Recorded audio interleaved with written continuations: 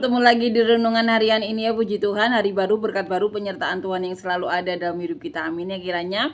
Semakin hari kita semakin cinta Tuhan, semakin hari kita semakin mengerti isi hati Tuhan, dan biarlah nama Tuhan saja dipermuliakan dalam hidup kita ya.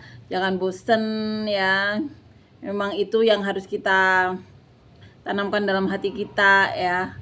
Bahwa tujuan kita cuma satu, ke surga bertemu dengan Tuhan Yesus, tidak ada yang lainnya. Orang bilang ini harus kenyataan yang harus diterima. Iya, memang itu yang harus kita ketahui dan kita tanamkan ya. Tujuan kita cuma satu, ke surga bertemu dengan Tuhan Yesus, tidak ada yang lainnya. Selama ada di dunia, kembangkan talenta seperti yang diperintahkan Tuhan, lakukan kehendak Tuhan seperti yang ada di Alkitab ya. Dan biarkan nama Tuhan saja dipermuliakan dalam hidup kita. Jangan bosan ya. Pilihlah orang-orang yang sama-sama mau mencapai tujuan yang sama. Jangan sampai kehidupan kita di dunia yang hanya sementara ini sia-sia. Ya, walaupun sementara di dunia, tapi dampaknya selamanya.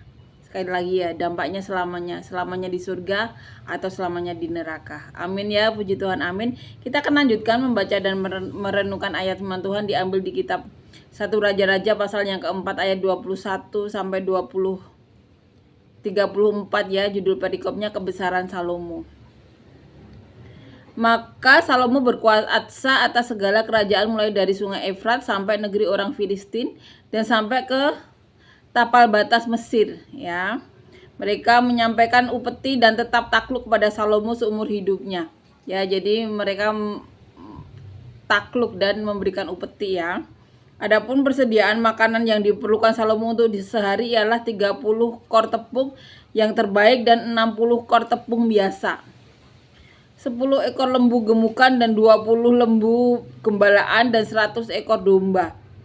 Belum terhitung rusa ya. Jadi ini untuk kebutuhan kerajaannya Salomo ya.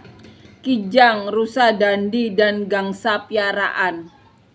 Sebab ia berkuasa atas seluruh tanah di sebelah sini sungai Efrat, mulai dari Tifsa sampai ke Gaza, dan atas semua raja di sebelah sini sungai Efrat ya. Ia dikaruniai damai di seluruh negerinya, sehingga orang Yehuda dan orang Israel diam dengan tentram, masing-masing di bawah pohon anggur dan pohon aranya, dan dari Dan sampai ke Beersheba seumur hidup Salomo ya. Lagi pula Salomo mempunyai kuda 4.000 kandang untuk kereta-keretanya dan 12.000 orang berkuda. Ini yang dimiliki Salomo ya. Dan para kepala daerah itu menjamin makanan Raja Salomo serta semua orang yang ikut makan dari meja Raja Salomo. Mereka membawanya masing-masing dalam bulan gilirannya dengan tidak mengurangi sesuatu apapun ya. Jadi semuanya memberikan ya. Jelai dan jerami untuk kuda-kuda biasa dan kuda-kuda teji dibawa mereka ke tempat yang semestinya, masing-masing menurut tanggungannya. Jadi semuanya tentram, damai, dan semua memberikan apa yang sudah diperintahkan atau sudah ditanggung ya. Dan Allah memberikan kepada Salomo hikmat dan pengertian yang amat besar, serta akal yang luas seperti dataran pasir di tepi laut. Ini ya, Allah memberikan hikmat, akal yang luas seperti dataran pasir di tepi laut. Ini yang dikatakannya. Sehingga hikmat Salomo melebihi hikmat segala Bani Timur dan melebihi segala hikmat orang Mesir ya. Jadi sangat berhikmat. Ia lebih bijaksana daripada semua orang, daripada Etan orang Esrahi itu, dan daripada Heman ya, Kalkol dan Darda anak-anak Mahol. Sebab itu ia mendapat nama di antara segala bangsa sekelilingnya. Ia mengubah 3.000 amsal dan nyanyiannya ada 1.005.